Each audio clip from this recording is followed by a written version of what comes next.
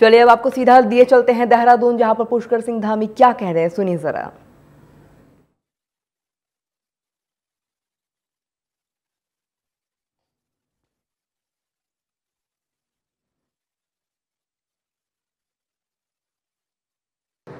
समारोह में हम सबका मार्गदर्शन करने पधारे देश के वन एवं पर्यावरण मंत्री आदरणीय भूपेंद्र जी का देवभूमि उत्तराखंड आगमन पर अपनी ओर से समस्त उत्तराखंड वासियों की ओर से आप सबकी तरफ से उनका हृदय से एक बार स्वागत करता हूं, अभिनंदन करता हूं।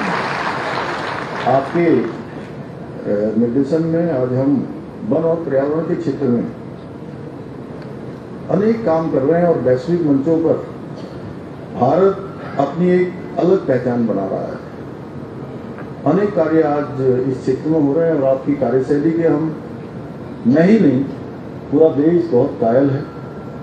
और मैं सच बताऊं तो इतनी फास्ट कार्यशैली, तीव्र गति से निर्णय लेना, और मैं आज से 2 साल पहले की बात बताता हूं आप सबको, क्योंकि आज वो मंच पर हैं और एक सार्वजनिक कार्यक्रम में उनके साथ मुझे भी आज ऐसे कार्यक्रम में पहली बार रहने का उसके बाद अवसर प्राप्त हुआ है।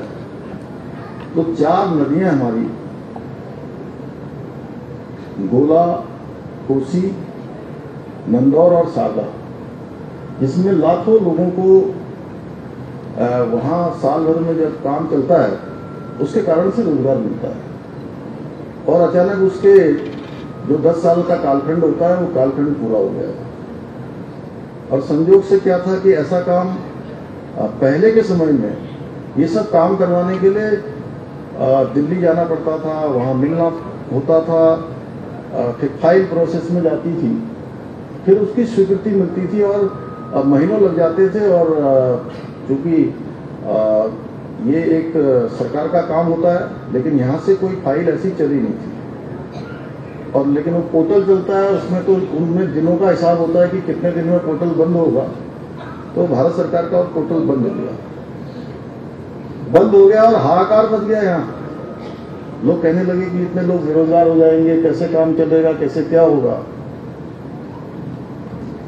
तो मैंने आपसे केवल फोन पर बात करी।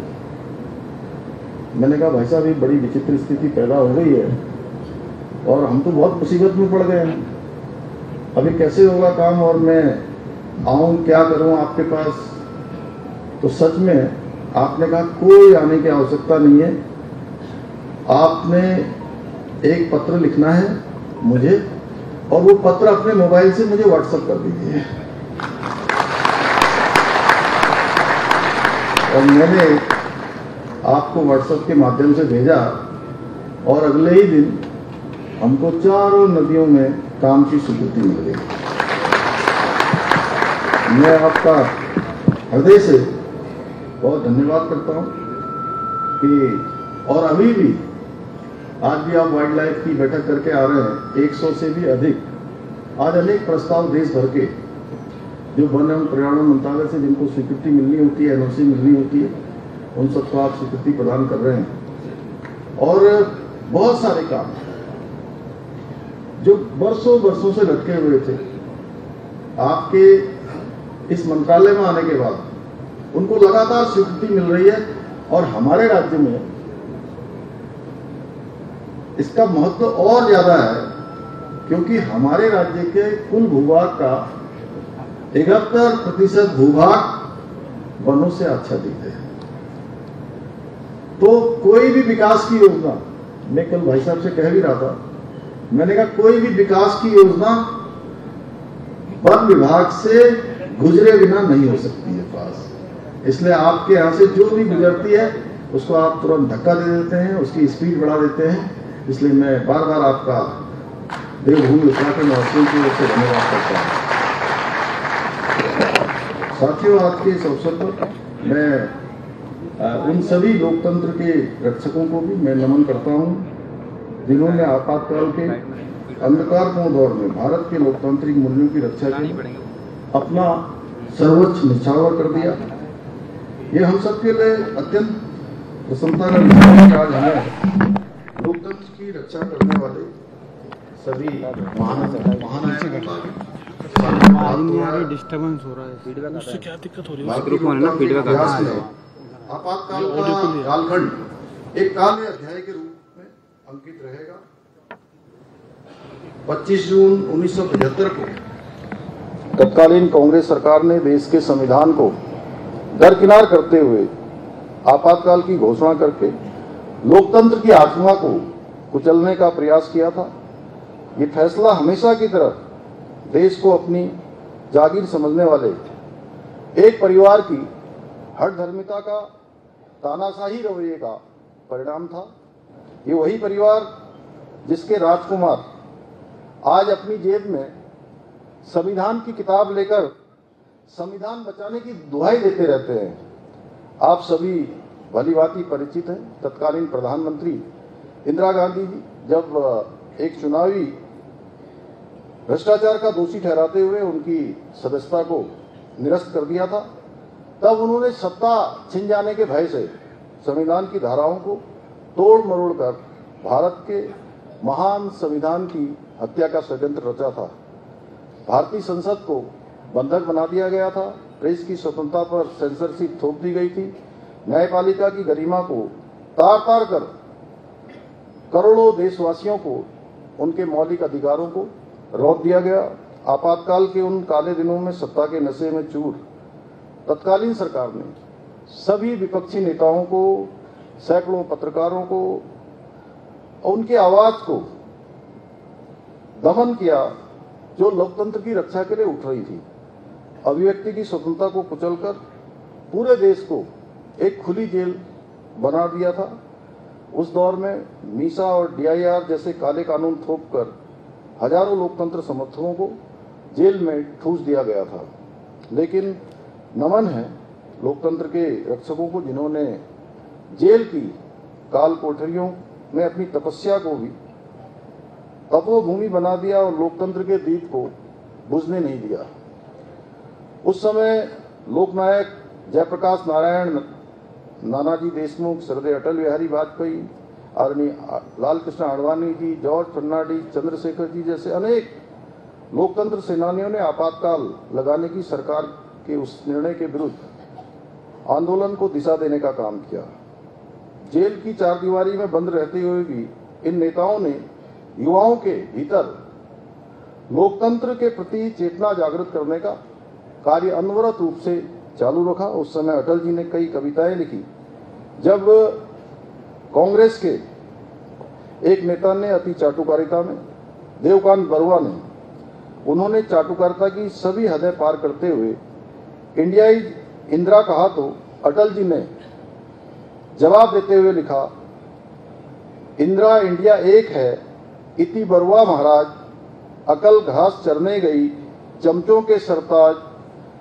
के सरताज किया अपमानित भारत, एक मृत्यु के लिए कलंकित भूत भविष्य, कह कैदी कविराय, स्वर्ग से जो महान है, कौन भला उस भारत माता के समान है। तानाशाही सरकार के खिलाफ राष्ट्रीय स्वयंसेवक संघ, अखिल भारतीय विद्यार्थी परिषद, जनसंघ सहित अनेक सामाजिक सांस्कृतिक संगठनों ने अपनी पूरी शक्ति से लोकतंत्र को पुनर्जीवित करने के लिए आंदोलन चलाया। देश भर के विद्यार्थियों ने अनेक विश्वविद्यालयों से इस आंदोलन को चलाया। युवाओं, नौजवानों ने आगे बढ़ चढ़कर इस आंदोलन में भाग लिया और उन सब ने रुकना और झुकना स्वीकार नहीं किया। हजारों कार्यकर्ताओं ने यातनाओं को सहा, लगातार आगे बढ़ते रहे। आखिरकार तानाशाही सरकार को झुकना पड़ा और आपातकाल समाप्त हुआ। देश में पुनः चुनाव कराने पड़े। पहली बार 1977 में किसी गैर कांग्रेसी सरकार को चुनकर देश की जनता ने संविधान के हत्यारों को करारा जवाब दिया। साथियों, उत्तराखंड की पुण्य भूमि पर भी ऐसे अनेक सपूतों ने जन्म लिया है जिन्होंने लोकतंत्र की रक्षा के लिए अदम्य साहस का परिचय देते हुए जन क्रांति में अग्रणी भूमिका निभाई। कल भी एक कार्यक्रम लोकतंत्र सेनानियों के सम्मान में आयोजित किया गया था। पूरे प्रदेश भर के अनेक लोकतंत्र सेनानी हमारे बीच में आए थे, जिनकी आयु भी काफ़ी हो गई, लेकिन एक कार्यक्रम हम लोगों ने आयोजित किया। ऐसे अनेक नाम हैं जिन्होंने, जैसे चंद्र सिंह राठौर बागेश्वर के शिक्षक रहते हुए छात्रों में लोकतंत्र के प्रति आस्था जागृत करने का उन्होंने कार्य किया। कई यातनाएं उनको झेलनी पड़ी, यहाँ तक कि अपनी नौकरी से भी हाथ धोना पड़ा, और 32 वर्ष के संघर्ष के बाद वे दोबारा अपनी नौकरी प्राप्त कर सके। वहीं पौड़ी के आदरणीय गोविंद राम ढींगड़ा जी को भी राष्ट्रीय स्वयं संघ से संबंध रखने के लिए जबरन उस समय जेल में डाल दिया गया था। उत्तराखंड के प्रत्येक जिलों में सैकड़ों उदाहरण हैं जिन्होंने लोकतंत्र को पुनर्स्थापित करने हेतु अपना बहुत महत्वपूर्ण योगदान दिया। आदरणीय प्रधानमंत्री श्री नरेंद्र मोदी जी ने भी स्वयं आपातकाल के समय भूमिगत होकर लोकतंत्र की लड़ाई में अग्रणी भूमिका उन्होंने निभाई। यही कारण है कि उन्होंने लोकतंत्र सेनानियों को योगदान और आपातकाल के काले अध्याय से आने वाली पीढ़ियों को अवगत कराने के लिए कि उनके स्मरण में भी रहे, उनको प्रेरणा भी मिलती रहे, 25 जून को संविधान हत्या दिवस के रूप में मनाने की शुरुआत की। यही नहीं, आदरणीय प्रधानमंत्री जी ने आपातकाल की घटनाओं का उल्लेख करते हुए संघर्ष मां गुजरात नामक एक किताब भी लिखी थी 1978 में। और कल ही गृह मंत्री श्री अमित शाह जी ने आदरणीय प्रधानमंत्री जी के आपातकाल के दौरान संघर्ष पर लिखी गई एक नई पुस्तक द इमरजेंसी डायरीज का भी विमोचन किया। मुझे पूरा विश्वास है कि इस पुस्तक और संविधान हत्या दिवस के माध्यम से भारत की नई पीढ़ी जान सकेगी कि किस तरह आपातकाल के दौरान संविधान को रोधा गया, लोकतंत्र की आत्मा को निर्ममता से कुचला गया। साथियों, आदरणीय प्रधानमंत्री जी के नेतृत्व और मार्गदर्शन में हमारी सरकार भी लोकतंत्र सेनानियों के सम्मान के लिए पूरी तरह से संकल्पित होकर कार्य कर रही है। जहां हमने कल लोकतंत्र सेनानियों का सम्मान समारोह का कार्यक्रम मुख्य सहयोग सदन में आयोजित किया था, इसके साथ ही देश भर में, प्रदेश भर में आपातकाल के दौरान इस महान आंदोलन के बारे में हमारी नई पीढ़ी को जागरूक करने के उद्देश्य से विभिन्न प्रदर्शनों का भी आयोजन पूरे प्रदेश भर के अंदर किया जा रहा है। इतना ही नहीं, हमने लोकतंत्र सेनानियों की जो प्रतिमा उनको सम्मान निधि मिलती थी उसको भी बढ़ाया है। और कल ही मैंने ये घोषणा भी करी है कि कुछ हमारे देश के राज्यों में इसके लिए एक अधिनियम बना हुआ है, उस अधिनियम का अध्ययन करके आने वाले विधानसभा के सत्र में हम यहाँ भी राज्य में भी उस अधिनियम को पारित करेंगे, जिसमें अनेक प्रकार के उनके सम्मान से जुड़े हुए विषय हैं। कुछ ऐसे विषय हैं, कल उन्होंने मेरे सामने बात रखी थी कि हमको परिचय पत्र मिलना चाहिए जैसे हम कहीं जाते हैं, तो मैंने कल उसकी घोषणा भी कर दी। सभी जिलाधिकारियों को उसके निर्देश भी दे दिए हैं कि तत्काल उनको परिचय पत्र दे दिए जाएं, जिससे कि कहीं भी वो दिखे तो हम सब लोग और सभी लोग वो एक सम्मान उनके प्रति लोगों का सामने हो। साथियों, मैं आज इस अवसर पर सभी से आह्वान करता हूं कि आप लोग जनता के बीच जाकर जन जागरण के माध्यम से उनसे आग्रह करें कि वो लोग कांग्रेस और उसकी पार्टी के नेताओं से कुछ प्रश्न पूछें कि क्या आपातकाल को कांग्रेस अपनी ऐतिहासिक गलती मानती है, और यदि मानती है तो क्या कांग्रेस आपातकाल के अपने निर्णय को लेकर प्रायश्चित करने को तैयार है? क्या कांग्रेस ने कभी इसके लिए लोकतंत्र सेनानियों से माफी मांगी है? क्या उन्होंने उन परिवारों से माफी मांगी है जिनके घरों में जबरन नसबंदी कर दी गई? क्या उन्होंने प्रेस और न्यायपालिका से कभी खेद व्यक्त किया है? मुझे पता है कांग्रेस उनके किसी भी सवाल का, जो भी सवाल उनसे किए जाएंगे, उनके किसी भी सवाल का जवाब नहीं दे पाएगी, क्योंकि कांग्रेस के डीएनए में लोकतंत्र के प्रति कोई सम्मान नहीं है। आज भी उनके युवराज संविधान और लोकतंत्र को अपनी कठपुतली समझते हैं। आज भी कांग्रेस का वही चरित्र बरकरार है। आज भी जब अदालतें उनके पक्ष में नहीं जाती हैं तो न्यायपालिका पर भी प्रश्न चिन्ह खड़ा कर देते हैं। जब चुनाव हारते हैं तो चुनाव आयोग की निष्पक्षता पर हमला करते हैं। जब मीडिया सवाल पूछता है तो उसे अपमानित करते हैं। जब जनता उन्हें नकार देती है तो आप सब जानते हैं किसको दोषी ठहराते हैं? जोर से बोलो यार। तो ईवीएम को दोषी ठहराने लगते हैं। साथियों, आप सभी को कांग्रेस के इस दोगले चरित्र को उजागर करने हेतु आगे आना होगा। हमारे लोकतंत्र सेनानियों के योगदान को जन जन तक पहुंचाना होगा, जिससे हमारे लोकतंत्र की शक्ति, नागरिकों की लोकतंत्र के प्रति आस्था को और मजबूत किया जा सके। आज के इस अवसर पर मैं सभी लोकतंत्र सेनानियों को ये विश्वास दिलाता हूं कि हमारी सरकार आपकी प्रत्येक समस्या के समाधान के लिए पूरी तरह से संकल्पबद्ध है। हम राष्ट्र के प्रति आपके अतुलनीय योगदान को जन जन तक पहुंचाने हेतु प्रतिवर्ष इसी प्रकार लोकतंत्र सेनानियों का सम्मान कार्यक्रम आयोजित करते रहेंगे। मुझे पूरा विश्वास है इस प्रकार के कार्यक्रम न केवल प्रदेश के युवाओं को लोकतंत्र का महत्व समझाने में सहायक होंगे, बल्कि उन्हें अपने अधिकारों और कर्तव्यों के प्रति और अधिक सजग बनाने में महत्वपूर्ण भूमिका निभाएंगे। साथ ही उत्तराखंड को देश का अग्रणी राज्य बनाने के हमारे विकल्प रहित संकल्प को पूर्ण करने हेतु एक नई शक्ति और नई ऊर्जा प्रदान करेंगे। इसी विश्वास के साथ एक बार फिर से आदरणीय भूपेंद्र जी का यहाँ आगमन पर स्वागत करते हुए, अभिनंदन करते हुए और आप सभी का आभार व्यक्त करते हुए मैं अपनी बात को समाप्त करता हूँ। बहुत बहुत धन्यवाद। धन्यवाद माननीय मुख्यमंत्री जी। आपके सारगर्भित भाषण से सभी ने आपातकाल को समझने का प्रयास किया होगा।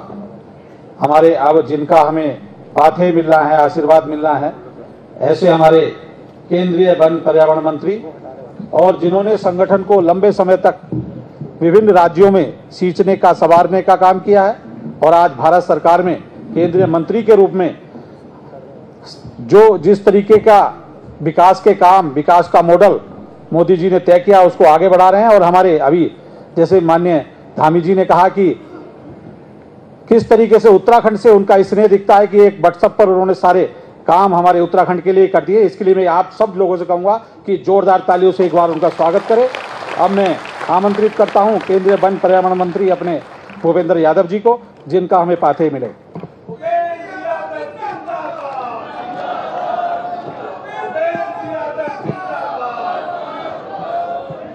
आज के कार्यक्रम में पर उपस्थित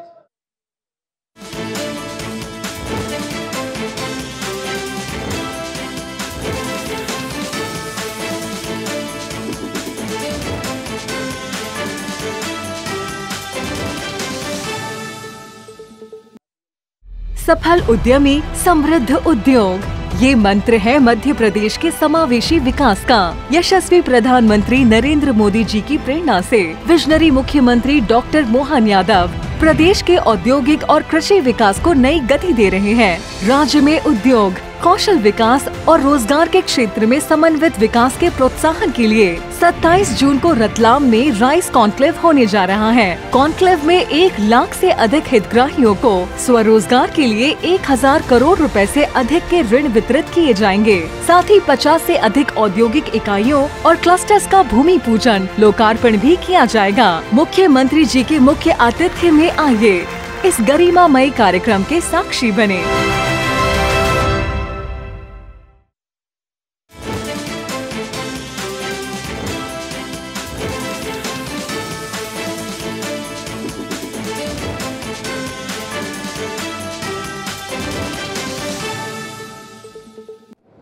आपके नौजवान ऊर्जावान मुख्यमंत्री हैं। लगभग आपातकाल को भी 50 वर्ष और मुख्यमंत्री जी भी 50 वर्ष के हैं। ये देश में तेजी से राजनीति में पीढ़ी बदल गई है और यहां जो सामने बच्चे बैठे हैं, मैं महेंद्र भट्ट जी को कह रहा था, ये जो नौजवान यहां पर आए हैं, इनको ये पृष्ठभूमि जाननी बहुत जरूरी है कि 50 साल पहले जो घटना हुई उसके मायने क्या थे। अभी माननीय धामी जी जब कह रहे थे कि वो दोष किसको देते हैं, तो आवाज आई मीडिया को। पर आज खाली मीडिया नहीं रहा। मैं ये बच्चों से पूछना चाहूं कि सुबह उठ करके आप अपना फोन देखो और कोई सरकार ऐसी है जो आपका व्हाट्सएप, यूट्यूब, फेसबुक बंद कर दे, तो आपको अच्छा लगेगा? उसी को इमरजेंसी कहते हैं। लोगों ने सुबह उठ के इंडियन एक्सप्रेस अखबार को देखा तो अखबार का संपादकीय खाली था। उसके मालिक रामनाथ गोयनका ने कहा कि मैं अखबार में क्या लिखूं, सरकार ने लिखने पे सेंसर लगा दिया। इसको इमरजेंसी कहते हैं। दूसरी बात, आप ये मान करके चलो कि हमको सबसे ज्यादा गर्व इस देश में अगर है तो अपने संविधान के ऊपर है। हमारे पड़ोस के सारे देशों में देखो 70 साल में कितनी बार संविधान बदला। एक पड़ोसी देश में तो पता ही नहीं है कि शासन संविधान चलाती है या सेना चलाती है। चाइना में कम्युनिस्ट है, नेपाल में संविधान बदला है, बांग्लादेश में स्थिति है। ऐसे में हिंदुस्तान को सबसे बड़ी रखने की ताकत क्या है? सबसे बड़ी रखने की ताकत क्या है? क्या है? संविधान। और इस संविधान पे जो हमला हो जाए उसको इमरजेंसी कहते हैं। और 50 साल पहले इस देश के संविधान को समाप्त करने का काम किया। और यहां पर मैं बड़े विश्वास के साथ कह रहा हूं, कुछ दिनों पहले एक नई पुस्तक आई, Indira Gandhi and the years that transformed India. Srinath Raghavan ने वो किताब लिखी।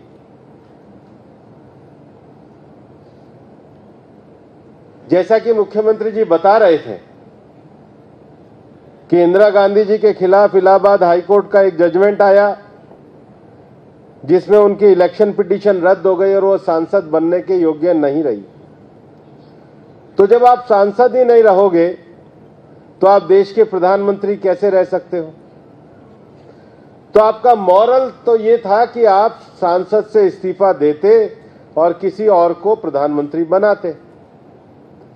इंदिरा गांधी जी सुप्रीम कोर्ट में गई, सुप्रीम कोर्ट ने भी स्टे तो किया, लेकिन ये करा कि स्टे देने के बाद कहा कि आप पार्लियामेंट में वोटिंग नहीं कर सकते। उसी को ही उन्होंने देश में डिस्टरबेंस मान लिया। तो ये बताओ कि 140 करोड़ लोगों में अगर कोई एक आदमी अपना इलेक्शन पिटीशन हार जाए तो देश के लिए खतरा हो सकता है। इस देश में बाकी 543 सांसद नहीं है। एक आदमी के नाते देश के सारे अखबारों और मीडिया पे सेंसर करना, सारे विपक्षी नेताओं को जेल भेज देना, सारी गांधीवादी संस्थाओं पे आक्रमण कर देना और अधिनायकवाद स्थापित करना, ये इमरजेंसी है। और इसलिए आने वाले समय में हम ऐसा हिंदुस्तान नहीं चाहते जहां कोई इस प्रकार के अधिनायकवादी लोग आए। और ये तो 50 साल पहले की बात कर रहा हूं। इनकी तो परंपरा ये है कि 2004 में सत्ता में बेशक मनमोहन सिंह जी प्रधानमंत्री आए थे, लेकिन देश नेशनल एडवाइजरी काउंसिल चलाती थी। आज भी इन बच्चों से पूछो कांग्रेस को कौन चलाता है तो सभी कहेंगे कौन? तो फिर खड़गे जी क्या? जो पार्टी आज भी एक परिवार, एक व्यक्ति से नहीं निकल पाई, उसी ने देश को यह धोखा देने का काम किया। और इसलिए उस समय मैं एक बात का उल्लेख करना चाहूंगा। ये जो पुस्तक मैं बता रहा था, इसमें 1975 में नेहरू परिवार के, नेहरू जी के कजिन हुए बीके नेहरू, उन्होंने कहा कि इंदिरा जी को पॉपुलर मैंडेट लेने के लिए व्यवस्था में परिवर्तन करना चाहिए। और उस समय का जो इनका अखबार है नेशनल हेराल्ड, जिसके करप्शन के केस अभी भी चल रहे हैं, उसमें एक आर्टिकल आया कि देश में एक दलीय राजनीतिक प्रणाली होनी चाहिए, एक दलीय ऐसे जैसे दुनिया के कई देशों में है। उस पर एक कमेटी का गठन किया गया। 42nd अमेंडमेंट हुआ, ये तो केवल फर्स्ट स्टेप था। अगर 1977 में इंदिरा गांधी वापस आती तो देश परमानेंट सिंगल पार्टी में चला जाता और देश आज ये हिंदुस्तान नहीं होता जहां पर हम अपने व्हाट्सएप, फेसबुक चेक कर रहे हैं। ये पूरी तरीके से सेंसर वाला हिंदुस्तान होता। इससे आजादी दिलाने का नाम इमरजेंसी से